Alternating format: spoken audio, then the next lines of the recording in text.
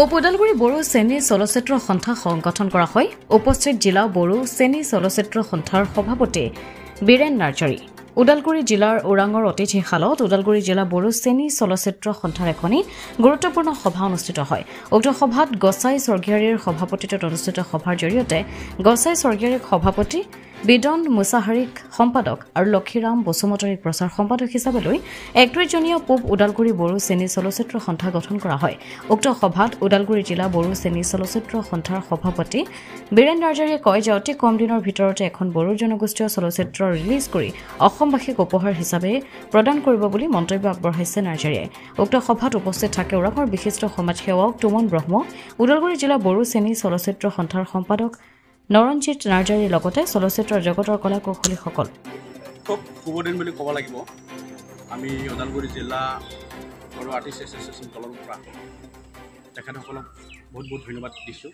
কাৰণ কিয়নো ওদালগুৰিৰ অন্তৰ্গত যি ওৰাং, গেলাবিল, ধনচিকাত, বড়োবাজাৰ, ডুমডুমা, পৰচলা সামৰি লয়, এইখিনি সামৰি এটা নতুন আঞ্চলিক দল তথা নতুন আঞ্চলিক কমিটি বড়ো চেনী আৰ্টিষ্ট এছ'চিয়েশ্যন পূব ওদালগুৰি বুলি নামকৰণেৰে নতুন কমিটি গঠন হৈছে।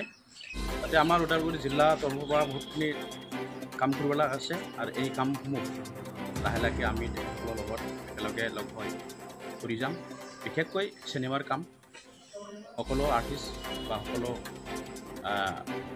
ডিপাৰ্টমেণ্টৰ যিখিনি আৰ্টিষ্টসকলৰ বিভিন্ন ডিপাৰ্টমেণ্ট আছে।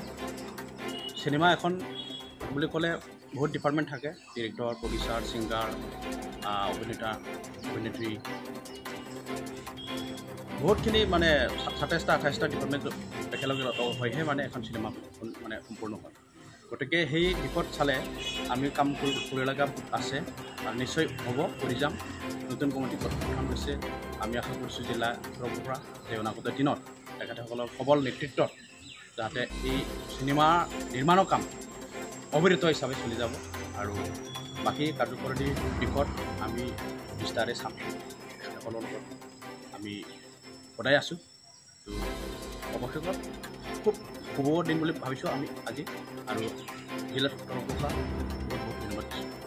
এই বহু দিনৰ সপোন বাস্তৱত ৰূপায়িত কৰিবৰ কাৰণে মনত ভাবি আছিলোঁ।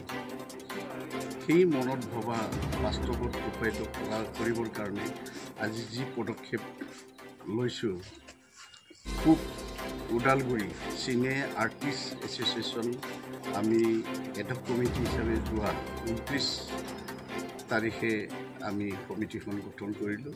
আজি পূৰ্ণাংগ কমিটি আজি গঠন কৰা হ'ল পূব ওদালগুৰি চিনে আৰ্টিষ্ট বড়ো চিনে আৰ্টিষ্ট এছ'চিয়েশ্যন। গতিকে অহা দিনবোৰত আমি আমাৰ আহি থকা যি জেনেৰেশ্যন য়ং গ্ৰুপ, শিক্ষিত য়ং গ্ৰুপক লৈ আমি বড়ো জাতিৰ যি চিনেমা সেইটো আমি শ্বুটিং কৰিবৰ কাৰণে আমি আগবাঢ়িছোঁ আৰু এইটো সকলোৰে সহায় সহযোগ বিচাৰিছোঁ। আৰু আমি অহা দিনবোৰত সঁচাকৈ ভাল এটা আমি চিনেমা শ্বুটিং কৰা হ'ব, সেই আশাৰে আজি এই চিনে আৰ্টিষ্ট এছ'চিয়েশ্যনটো গঠন কৰা হ'ব। যদি আমাৰ কলা কুশলী এক্টৰ এক্ট্ৰেছ আৰু ৰাইজে যদি সহযোগ কৰে, আমি অহা বহাগ মাহটো শেষ কৰাৰ পিছতেই আমি ৰাইজৰ আগত আমি প্ৰদৰ্শন কৰিব পাৰিম বুলি আশা আছে। নামটো এতিয়ালৈকে আমি থিৰাং কৰা নাই, কিন্তু আমি ভাবি থৈছোঁ যি ধৰণে চিনেমাটো আগবাঢ়ি যাব ঠিক তাৰ ওপৰত আমি নামটো থোৱা যাব। আমি এতিয়া ২-৩টামান নামটো ভাবি থৈছোঁ, কিন্তু এটা শব্দতে প্ৰকাশ হ'ব এইটো নামটো নকওঁ। যেতিয়া আমাৰ শ্বুটিংটো আগবাঢ়ি গৈ থাকিব তেতিয়া আমি লাষ্টত নামটো থ'ম। নাই, এনেকুৱাতো আমি আজিলৈকে সাহাৰ্য পোৱা নাই আৰু আমি নতুন হিচাপে এইটো বিচৰাও নাই আৰু সম্ভৱো নহয়। কাৰণ আমি আমাৰ মাজতে যিসকলে মানে ইচ্ছুক মানে ব্যক্তি আছে, কালচাৰ ভাল পায়, তেখেতসকলৰ পৰাই অলপ আমি গোটাই আৰ্থিক অলপ সাহাৰ্য লৈ আমি যেনে তেনে হ'লেও আমি এই ফিল্মখন